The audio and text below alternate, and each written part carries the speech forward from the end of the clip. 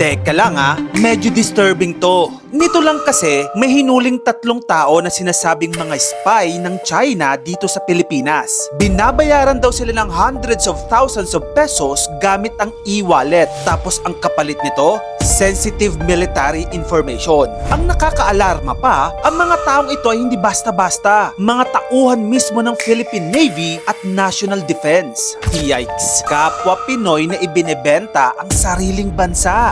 Maliban dyan, kung nabalitaan mo na, may isang Mongolian na nag-aaral ng pagkapiloto sa Zambales. Pero nabuking na isa na pala siyang fighter jet pilot. Inaresto siya dahil hinihinalang Chinese spy din siya kasi palihim daw niyang kinukunan ng aerial photos ang Iba Airport, pati na din ng Palawig River. At bago pa ang sunod-sunod na pag-aresto sa kanila, andyan din yung kaso ni Alice Guo na puppet candidate daw ng China dito sa Pilipinas. Sa totoo lang, medyo alarming yung mga nangyayari. Na-infiltrate na ba ng ibang bansa ang Pilipinas through espionage? What if may mataas kang posisyon sa gobyerno tapos may access ka pa sa mga sensitive military informations? And then isang araw, may mag-o-offer sa yung dayuhan upang maging spy sa sarili mong bansa. Gagawin mo ba? Well, may 3 Pilipino na umoo sa offer na ito. Kinonfirm yan mismo ng National Security Council ng Pilipinas at inaresto nila ang 3 Pinoy na ito. Yung isa nagtatrabaho bilang assistant sa Department of National Defense. Yung isa naman researcher daw sa Philippine Navy. Then the other one, ka-close daw mismo ng taga-Philippine Coast Guard.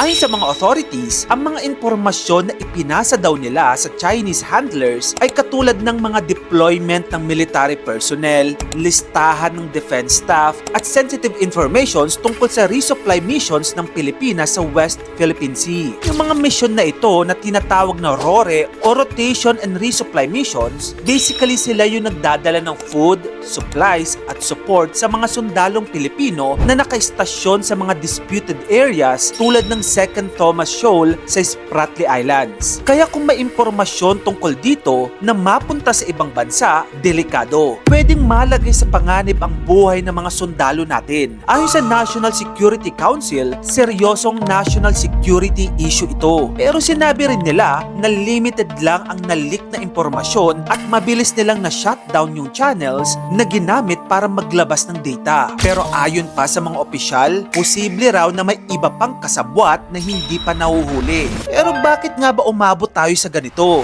Alam kong alam mo na ang sagot, West Philippine Sea. O para sa China, South China Sea. This past few years kasi, lumalala yung standoff between Chinese Coast Guard at mga barko ng Pilipinas sa mga disputed waters. Kaya ayon sa mga security experts, kahit maliit na impormasyon lang na maibigay sa kabilang side, pwede na agad maging strategic advantage sa kanila. Meanwhile, itinanggi naman ng China ang mga akusasyon. Sabi nila, wala raw silang ginagamit ng mga Pilipino para sa espionage at politically motivated lang daw ang mga paratang. Pero para sa gobyerno ng Pilipinas, malinaw ang punto. Kapag may insider na naglalabas ng impormasyon sa ibang bansa, hindi na yan simpleng krimen. Usapin na yan ng national security. Ikaw, anong opinion mo tungkol dito? Tara, pag-usapan natin yan sa comment section. At kung gusto mo pa na magayto pang klaseng contents, dito lang yun sa channel ko kaya follow ka na. Mag-subscribe ka na rin sa aking YouTube channel. Yun lang, maraming salamat sa panonood mga kamagkano.